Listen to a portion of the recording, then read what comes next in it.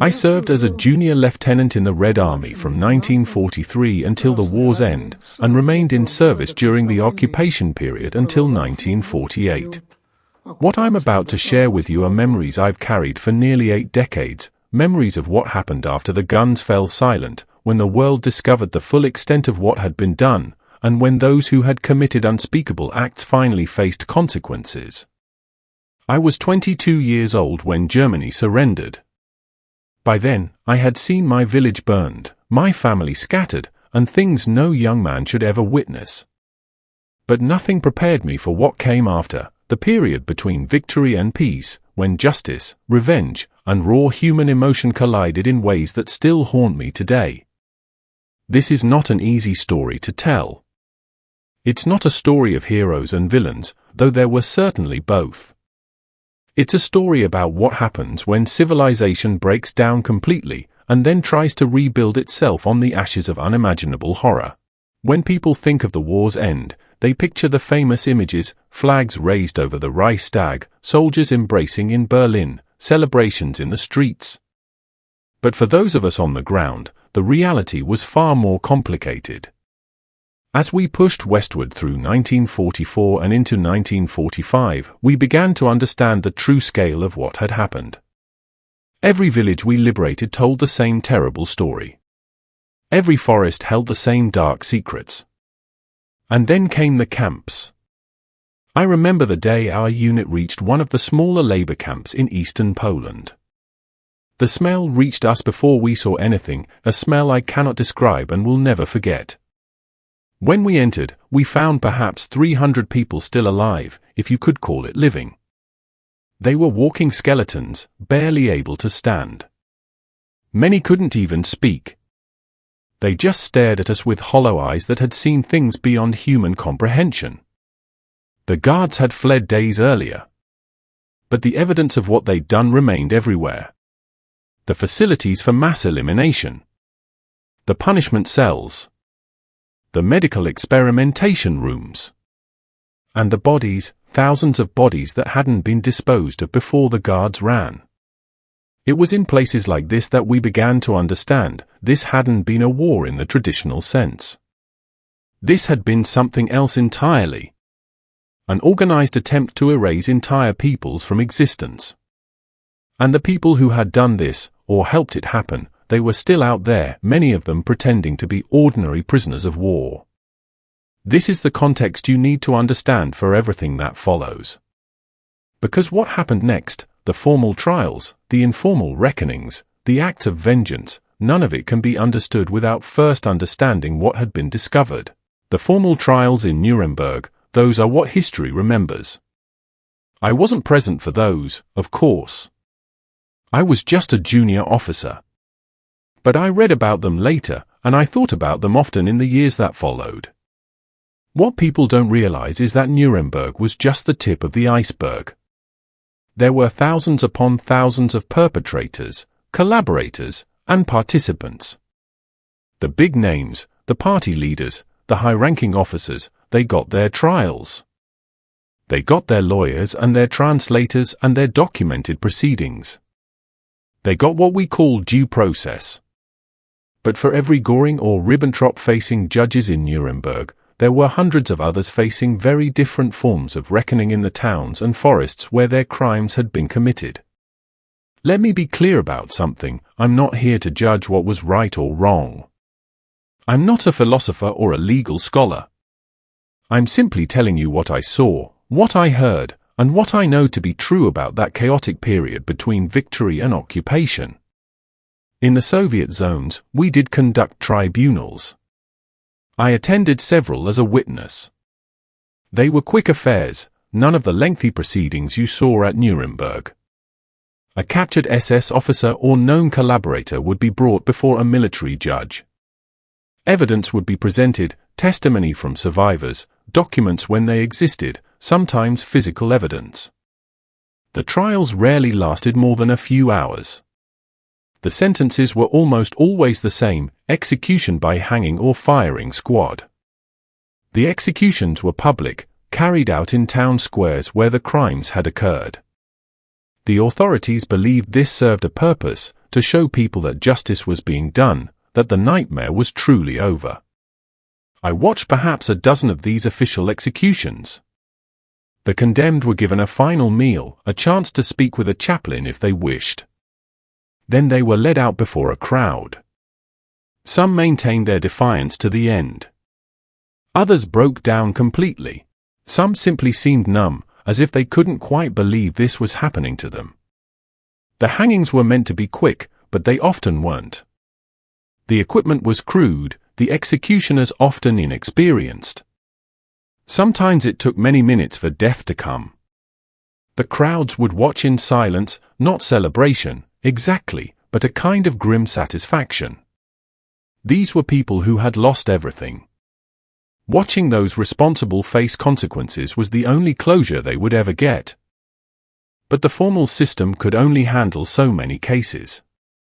And it only reached those who survived to be captured and processed. Many others faced different fates. I need to be careful how I describe this part. What I'm about to tell you about is not something I'm proud of. It's not something anyone was proud of, even as it was happening. But it was real, and it was widespread, and pretending it didn't happen would be dishonest. The partisan fighters, the resistance groups who had fought behind enemy lines throughout the war, they had their own way of handling things. By the time we reached some areas, the partisans had already been operating there for weeks or months. They knew the local collaborators. They knew who had informed on their neighbors. They knew who had participated in the mass eliminations. And they didn't wait for tribunals. I encountered one partisan group in the forests of Belarus in the summer of 1945. Their leader was a man named Dmitry. That's not his real name, but it's what we called him. He had lost his entire family in a reprisal action in 1942. His village of 600 people had been gathered into a barn and burned alive because someone had hidden a wounded partisan. Dmitry's group had captured a dozen men they identified as members of the auxiliary police force that had carried out that action. When I arrived at their camp, these men were being held in a clearing, bound and guarded. Dmitry showed me documentation they'd found, rosters, orders, photographs. The evidence was solid. "What will you do with them?" I asked, though I already knew the answer. Dmitry looked at me with eyes that had stopped being human somewhere along the way. "What they deserve," he said simply. I could have intervened. Technically, I outranked him, though partisan groups rarely cared about official military hierarchy. I could have insisted they be turned over for proper tribunal. But I didn't. Whether that was right or wrong, I leave for others to judge. At the time, it seemed like these men were simply receiving the same absence of mercy they had shown to others. The partisans' methods were direct and final. There were no elaborate proceedings, no documentation for history. People simply disappeared into the forest and didn't come out. Perhaps the most intense reckonings happened at the camps themselves, in the days immediately after liberation but before military authorities fully established control. I arrived at one such camp 3 days after it had been liberated by an advance unit. The guards who hadn't fled had been captured. They were being held in their own former quarters while decisions were made about their fate. But someone left a door unlocked. Or maybe it was intentional, I never found out for sure. What I do know is that by the time I arrived, the surviving prisoners had gotten to several of the guards. I won't describe in detail what I found. Let me just say this: people who have been subjected to systematic inhuman treatment, who have watched their families destroyed, who have been starved and beaten and humiliated, when those people suddenly have power over their tormentors, they don't always choose mercy. The camp commandant was found in one of the punishment cells he had designed. The medical officer who had conducted experiments was found in his own laboratory. The guards who had operated the execution facilities, they met their ends in proximity to their crimes. By the time I arrived with proper military police, it was over. We documented what we found, wrote our reports, and sent them up the chain of command. Nothing ever came of it. No one was ever charged with those particular deaths. The official position seemed to be that some things were better left unexamined. The Western Allies handled things differently, but the results were often similar. I learned about this later, through conversations with American and British officers during the occupation period. In the American sector, there were what they called unofficial actions, incidents that happened but were never officially recorded. Tank crews who discovered what had been done sometimes dealt with captured SS men on the spot, without waiting for the prisoner of war system to process them. Rifle companies entering towns where atrocities had occurred sometimes held immediate field tribunals that lasted minutes rather than hours. One American major told me about a Jewish unit, former refugees who had joined the U.S. Army, who had created what he called special operations groups. They would identify high-ranking perpetrators who had evaded capture, track them down, and administer their own form of justice. He said this with neither pride nor condemnation, just stating it as fact. The British were generally more procedural, but even they had their moments. I heard accounts of camp guards being placed in their own former cells and given the same rations they had provided to prisoners. Some survived this treatment. Many did not. Now let me tell you about the executions that history actually recorded, the ones at Nuremberg. Though I wasn't present, I studied every detail I could find about those hangings in October 1946. 12 of the highest-ranking leaders were sentenced to death. They were to be hanged in the gymnasium of the Nuremberg prison.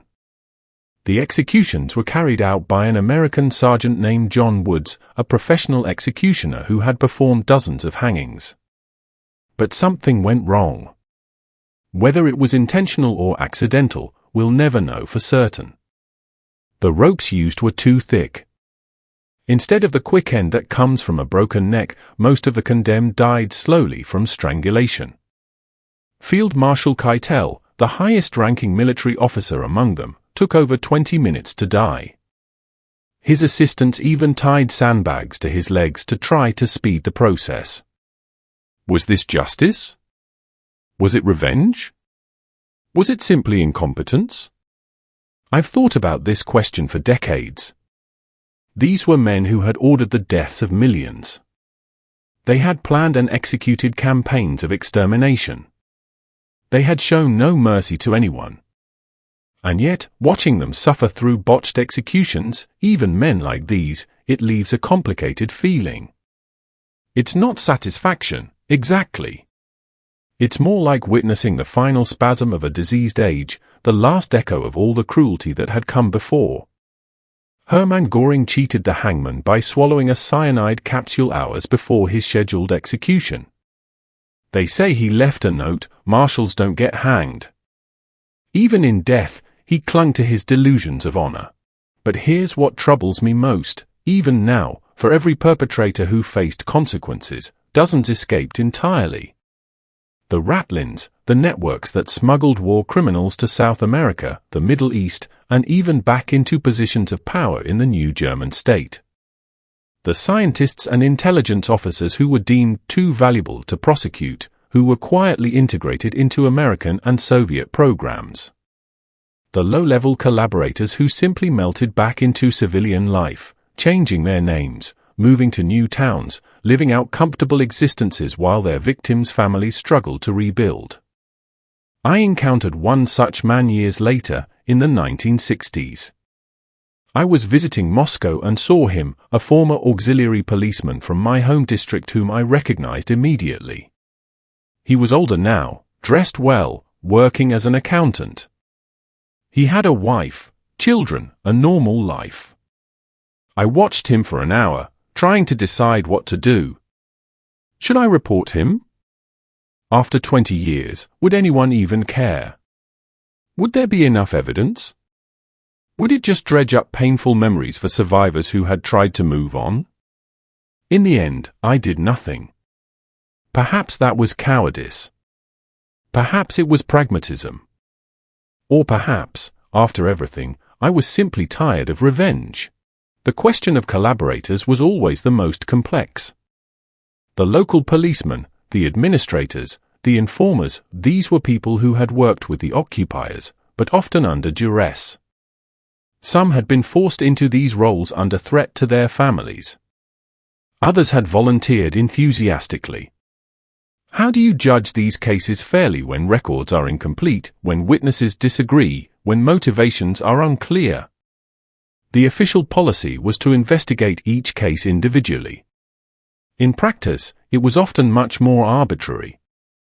In one village, a man identified as a collaborator would be hanged in the town square. In the next village, someone accused of similar acts might receive a prison sentence or even be let go for lack of evidence. The people who suffered most from this inconsistency were those caught in the middle, the ones who had been forced to take minor administrative roles, who had tried to minimize harm where they could, who had saved some lives while being complicit in the system that destroyed others. For them, there was no clear-cut justice, just the chaos of revenge and reconciliation happening simultaneously. I've spent a lifetime thinking about those years between 1945 and 1948. About what I saw, what I did, and what I failed to do. The Nuremberg trials gave us a framework, the idea that even in war, there are lines that cannot be crossed, that certain acts are crimes against all humanity, that following orders is not a defense for participating in atrocities. This was important. This was necessary. This became the foundation for how we think about war crimes today. But Nuremberg was only part of the story. The real story was messier, more chaotic, more human in both its best and worst aspects. There were people who tried to maintain standards of justice even in the face of unimaginable provocation. And there were people who gave into the very darkness they had been fighting against, becoming in some ways like those they sought to punish. Where do I fall on that spectrum? I honestly don't know. I gave orders that resulted in deaths. I witnessed acts I could have stopped but didn't. I also tried, in my limited capacity, to ensure some level of procedure and documentation. I helped protect some prisoners from mob violence. I also stood by while other prisoners faced rougher justice. Was I a good man or a bad man? I think I was simply a man, caught up in events larger than myself, trying to navigate between impossible choices. I'm 99 years old now. Most of my comrades from those days are gone. The world has moved on in ways we couldn't have imagined in 1945. Germany is peaceful and prosperous. The camps are museums. The battlefields are quiet. But the questions remain. How do you punish the unpunishable? How do you deliver justice for crimes so vast that normal legal frameworks seem inadequate? How do you prevent a necessary reckoning from becoming just another cycle of violence? I don't have answers to these questions. I only have my memories and the lessons I've drawn from them. The first lesson is this: justice delayed is not always justice denied, but it often becomes something else, something harder and colder and less concerned with truth than with satisfaction.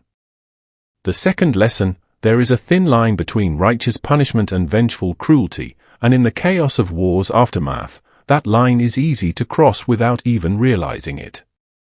The third lesson: documenting everything matters. The reason we can have these conversations now, the reason we can study and learn from what happened, is because some people, even in the midst of chaos, took the time to record testimony, preserve evidence, and document proceedings. The trials we remember are the ones that were written down. And the final lesson: mercy is not weakness, even, especially, when dealing with those who showed none themselves. The moments I'm most proud of from those years are not the times I stood by while revenge was taken, but the times I intervened to insist on some form of process, some recognition that we were supposed to be better than what we had fought against. Today, when I see images of war crimes investigations, of international tribunals, of efforts to bring perpetrators to justice decades after their crimes, I think about those days in 1945. I think about the balance between justice and revenge, between punishment and reconciliation. We didn't always get it right. Sometimes we got it very wrong, but we were trying to do something important, to draw a line under history, to say that certain things are unacceptable no matter the context, and to create a world where such things might never happen again. Have we succeeded? I don't know. The world still has its wars, its atrocities, its mass crimes. But at least now we have the language to name these things as wrong. We have the framework to hold perpetrators accountable. We have the understanding that just following orders is not good enough. That's what those years gave us, not perfect justice, but the idea that justice must be attempted, even when it seems impossible. I tell this story not to shock or disturb, but to remember. To remember what human beings are capable of, both terrible and noble. To remember that the aftermath of war is just as important as the war itself. And to remember that the choices we make in moments of victory define us just as much as the choices we make in moments of struggle. May those who died rest in peace. May those who suffered find some measure of healing. And may we all learn from what happened in those dark years, so that we might build something better. This is my testimony. This is what I witnessed. This is what I carry with me as I approach the end of my own journey. May it serve as both warning and hope for the generations to come.